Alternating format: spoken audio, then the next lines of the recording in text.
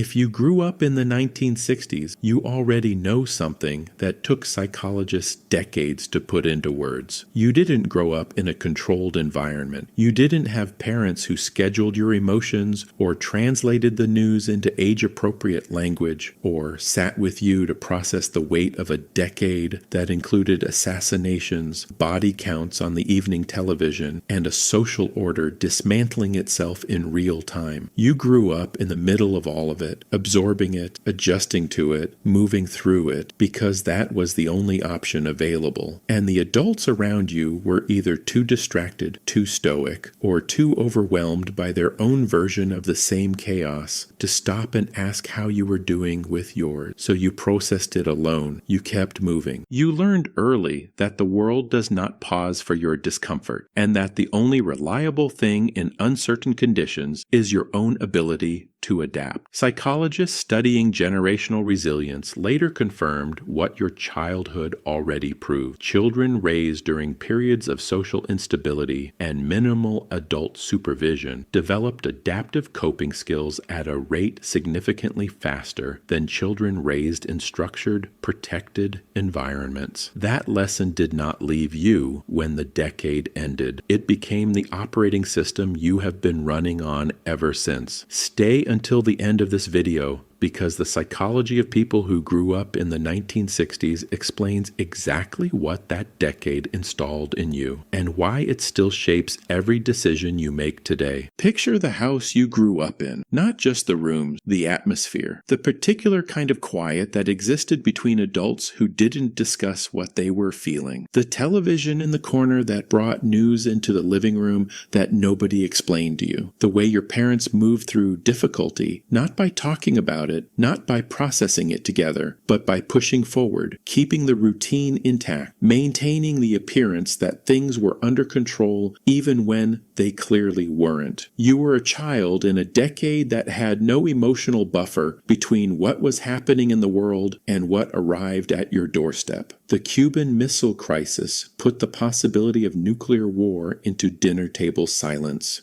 JFK's assassination put collective grief into a television screen and left it there with no professional guidance, no crisis counseling, no language for what a nation was supposed to do with that kind of loss. The Vietnam War put body counts on the nightly news next to commercials for dish soap, and your parents, shaped by their own post-war upbringings where stoicism was not just respected but required, mostly kept moving. This wasn't indifferent. This was the only model available. Your parents were raised by people who survived the Depression and 2 world wars by functioning, by keeping going regardless of what functioning cost them internally. That model got passed to you not through conversation but through example. And the example said, you absorb what the world gives you, you adjust without complaint, and you keep moving. That example became the foundation of everything your psychology was built on. You had summers with no plans, entire weeks with no schedule, no structured activities, no adult directing what you were supposed to do with your time. You woke up, went outside, and the day was yours to figure out. That sounds simple. It was not simple. It was one of the most cognitively demanding environments a child's brain can inhabit, because a brain with nothing to do has to generate its own direction, its own problems to solve, its own systems for organizing time and negotiating with other children and managing the gap between what you wanted to happen and what actually did. Research on unstructured play confirms what your childhood demonstrated practically. Children who spend significant time without adult-directed activity develop stronger executive function, more sophisticated creative problem-solving, and a higher tolerance for ambiguity than children whose time is structured and supervised. Executive function is the cognitive capacity that allows you to plan, adapt,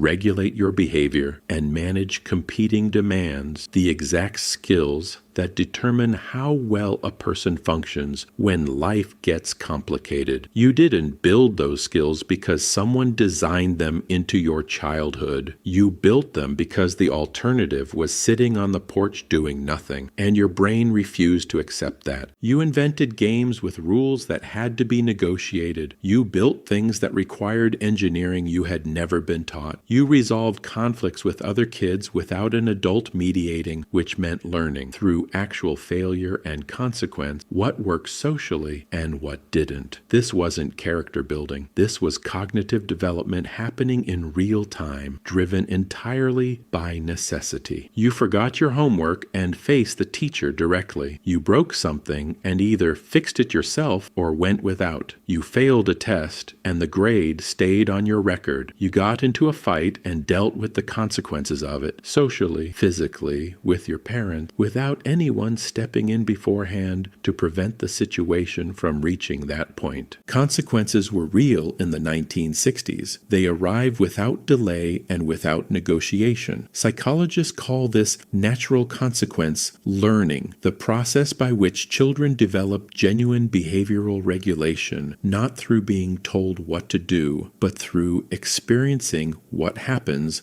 when they don't. The research is consistent. Children who experience natural consequences develop a stronger internal locus of control than children who are regularly shielded from the results of their action. Internal locus of control means the belief that your behavior actually affects your outcomes, that what you do matters, that you are not simply subject to forces outside yourself, that effort and decision-making have real weight. If you grew up in the 1960s, you have this, not as a theory, as a lived, embodied certainty that predates any language you might use to describe it. You know that things don't fix themselves. You know that waiting for someone else to solve your problem is a strategy that consistently produces worse outcomes than addressing it yourself. You know that difficulty is not a sign that something has gone wrong. It is just what life looks like when it is actually happening. That knowing is not a personality trait. It is the direct cognitive output of a childhood that let reality teach you directly. Here is the part that doesn't get discussed in the nostalgia, because the same decade that built your resilience also built something else, a nervous system that learned to stay alert, to expect disruption, to treat stability as temporary rather than as the default state of things. When you grow up in a decade defined by instability, political, social, cultural, your brain does not simply absorb the content of what happened. It absorbs the pattern. And the pattern the 1960s taught was things change suddenly. Authority is not always trustworthy. Safety is not guaranteed. And the appropriate response to all of this is to remain functional regardless. That pattern is useful. It kept you moving when other people froze. It gave you a crisis response that operated smoothly because you had been practicing it since childhood. But a nervous system calibrated for instability does not automatically recalibrate when stability arrives. It keeps scanning. It keeps bracing for the next disruption, even when there isn't one coming. It can mistake genuine rest for complacency and genuine safety for a situation that hasn't revealed its problem yet. This wasn't damage. This was adaptation. Your nervous system responded logically to the environment it inhabited, but adaptation that served you at 10 years old in a genuinely unpredictable world can become at 60 a background state of alertness that makes it difficult to fully settle, to trust that things are actually okay without waiting for the evidence that they aren't. Recognizing that is not weakness. It is the beginning of being able to choose something different. There was no conversation in the 1960s household about how you were feeling about what was happening. happening. There was no family meeting to process the collective anxiety of a decade that seemed determined to dismantle every assumption about how the world was supposed to work. You felt things: fear, confusion, grief, anger, and you managed them internally because the culture around you had no infrastructure for doing anything else. Your parents didn't ask. Your teachers didn't ask. The concept of a child needing emotional processing support was simply not part of the available vocabulary. What this built in you is a specific combination that is both a strength and a cost. The strength: you can handle enormous amounts of internal emotional weight without it visibly affecting your functioning. You don't fall apart in front of people. You don't need external validation to keep moving. You have a capacity for quiet endurance that genuinely impresses people who didn't develop it. The cost: you may have spent decades not entirely sure what you actually feel in any given situation, because the skill of identifying and naming internal emotional states requires practice. And in the 1960s, nobody gave you that practice. Research on alexithymia, difficulty identifying and describing emotions, shows higher prevalence in generations raised in emotionally non-expressive environments. This wasn't a failure of your character. It was the logical output of a decade that treated emotional expression as unnecessary at best and disruptive at worst. You learned to function through feelings rather than with them. And functioning through feelings for long enough means eventually the feelings start arriving without labels, just as a general low-grade weight you carry without being entirely sure where it came from. Here is what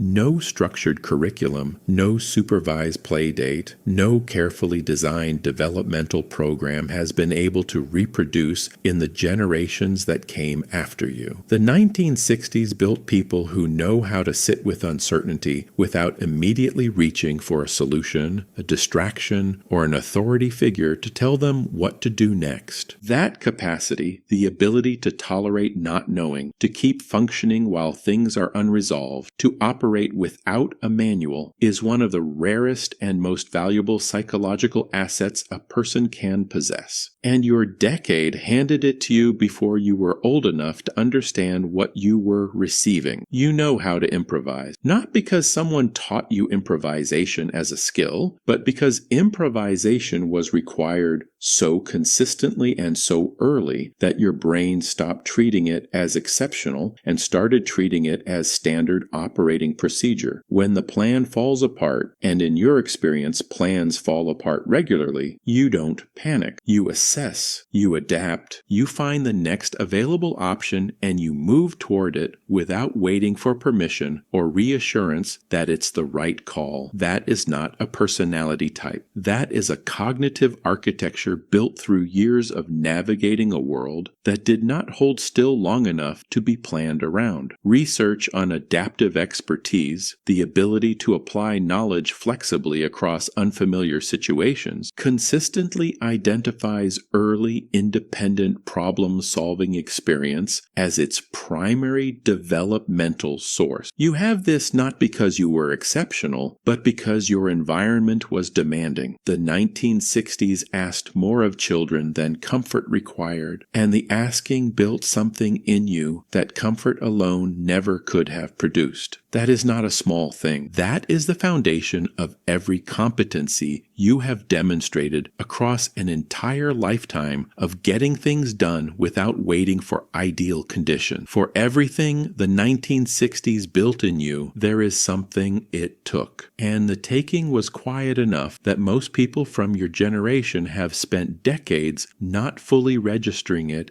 as a loss, because the decade also built in you a specific resistance to naming what's missing, a practiced fluency in moving forward without stopping to account for what you left behind. The cost was this: you grew up without consistent permission to need things, not material things. The decade was generous enough with those by most measures, but emotional things. The permission to be uncertain without being judged for it. The permission to struggle visibly without that struggle being read as weakness. The permission to ask for help without that request being interpreted as a failure of self-sufficiency. These permissions were not available in most 1960s households, and children who grow up without them don't simply move on and develop them later. They internalize their absence as instruction. They learn that needing is a liability, that showing difficulty invites criticism rather than support, that the safest version of yourself is the one that appears to have everything handled. Psychologist Kristen Neff's research on self-compassion shows that people who were raised in environments where self-sufficiency was the primary virtue, where difficulty was expected to be managed privately and efficiently, have significantly more difficulty extending compassion to themselves as adults than people raised in more emotionally permissive environments. This isn't about being weak or strong. It is about having been taught, before you could critically evaluate the lesson, that you did not deserve the same patience you would readily offer anyone else. Recognizing that lesson and deciding whether you still want to follow it is one of the most important things you can do with everything else the 1960s built in you. If you grew up in the 1960s, you have been carrying something that most people around you cannot fully see or accurately name. From the outside, what they see is someone who handles things, who keeps moving when others stop, who solves problems without making them into events, who has a steadiness under pressure that looks effortless because you have been practicing it since before most people you know were born. You are not someone who had an easy childhood that made you soft. You are not someone who was damaged by a hard one. You are not a product of a simpler time that no longer applies to the world as it currently exists. You are someone who was shaped by a decade that asked everything of you before it explained anything to you. You are someone who built competence out of necessity, endurance out of expectation, and adaptability out of a world that did not hold still. You are someone who learned to keep going, not because someone told you it was worth it, but because stopping was never presented as an option. And keeping going, repeated long enough, became a kind of quiet confidence that no amount of deliberate training produces. Here is the principle that matters. The decade that formed you did not give you everything you needed, but it gave you something that cannot be manufactured, purchased, or taught in a classroom. The lived, embodied knowledge that you can handle what is in front of you, that you have handled harder.